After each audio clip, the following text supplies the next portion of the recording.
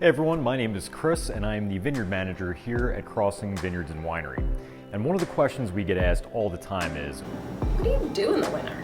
Yeah, what do you do? What are you guys doing now? What do you do in the vineyard in the wintertime? Dude, what are you doing?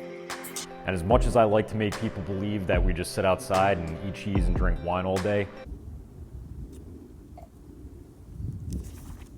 the truth is that there's a lot of time and care that goes into the vines even during this season. So today I wanted to take a couple of minutes to show you what we do and why we do it. So as we're looking at this vine, any of the shoots or any of the growth that has happened vertically is all new growth from this past growing season. And during the winter, our job is to come through and prune that back. We have the two old canes from last year that we are going to be cutting out, and we're going to select two new shoots from the head of the trunk, and those will become our new canes for this growing season. In a couple of months, we'll come back through and we'll lay down these new canes over the fruiting wire and tie them down so that buds will sprout and make new shoots, which will make us grapes. It generally takes about 2 to 3 minutes per plant to prune them and dispose of the clippings.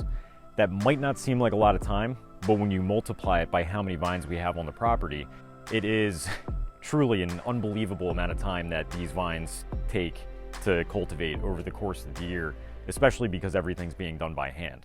But the real question should be, what do we do with all these clippings? Because we got a ton of clippings. There have been a lot of different ways that we have tried to get rid of these clippings. We've tried composting them. We've tried chewing them up in really big lawnmowers.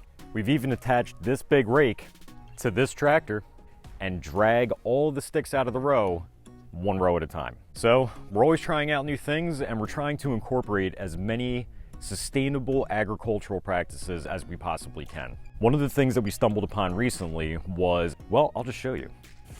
This is Mad Max.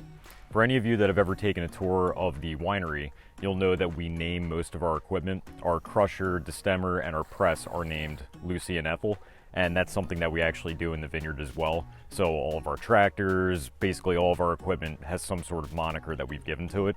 And this is Mad Max because it looks like it just came out of a Mad Max movie.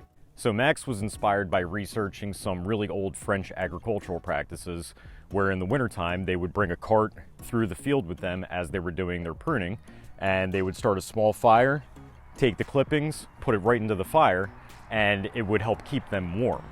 There are actually a lot of other benefits that come with doing this versus any other system that we've tried. Just like any other plant or animal, these vines are susceptible to disease, insect damage, and by cutting these clippings here and disposing of them right next to the plant, we drastically reduce the possibility of contaminating any other area of the vineyard if there is any of those things present. The second reason is because it cuts down considerably on our diesel emissions and our diesel costs. It takes at least 40 hours using the rake on the back of the tractor to get all of the clippings out of the vineyard. So with this method, we not only save the hours that we would have to spend just cleaning them up, but we also save whatever time it would take to dispose of them after we get them out of the vineyard. Another benefit is that it helps to fertilize the soil. There's a lot of potassium and a lot of minerals and other nutrients that are in the ashes that fall through the bottom of the barrel. And last, but certainly not least, it keeps us warm.